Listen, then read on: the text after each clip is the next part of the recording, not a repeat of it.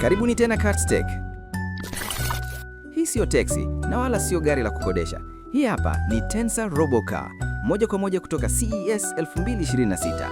Ni gari la kwanza duniani lenye teknolojia ya level 4 ambalo unaweza kulinunua na kumiliki mwenyewe kwenye gereji yako. It's by default in our level 4 mode, which means hands off, eyes off. Sifa kubwa kuliko zote inaitwa dual mode. Unapotaka kuendesha, gari hili ni la umeme lenye kasi ya ajabu. Lakini unapotaka kupumzika, usukani na pedo za gari hili hujikunja na kupotea kabisa ndani ya dashboard. Hii inafanya ndani ya gari kuwa kama sebule ya kisasa ya kupumzikia. Ndani ya gari hili kuna kompyuta kubwa sana. Inatumia chip 8 za Nvidia Drive Thor zenye uwezo mkubwa wa usindikaji. Hiyo ni sawa na kuwa na kompyuta nchi kavu 100 zinazofanya kazi kwa mpigo.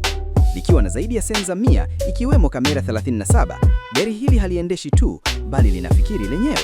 Tofauti na kampuni nyingine, Tensa inalinda faragha yako. Taarifa zako zote na tabia zako za kuendesha zinahifadhiwa ndani ya gari lenyewe na sio kwenye mtandao. Nice. Pia lina mfumo wa AI ambao unaweza kuongea nalo kama rafiki. Niambie tu unakwenda, nalo litatafuta njia rahisi zaidi ya kufika. Kuanzia sensa zinazojifuta zenyewe hadi viti vya masaji, Tensa Robocar ndio mustakabali wa magari ya kifahari. Uzalishaji unaanza mwishoni mwa mwaka huu wa 2026. Je, ungekubali kuamini gari ambalo usukani wake unapotea? Tuambie kwenye maoni. Kwa maujanja zaidi ya kiteknolojia, usisahau kusubscribe CartTech.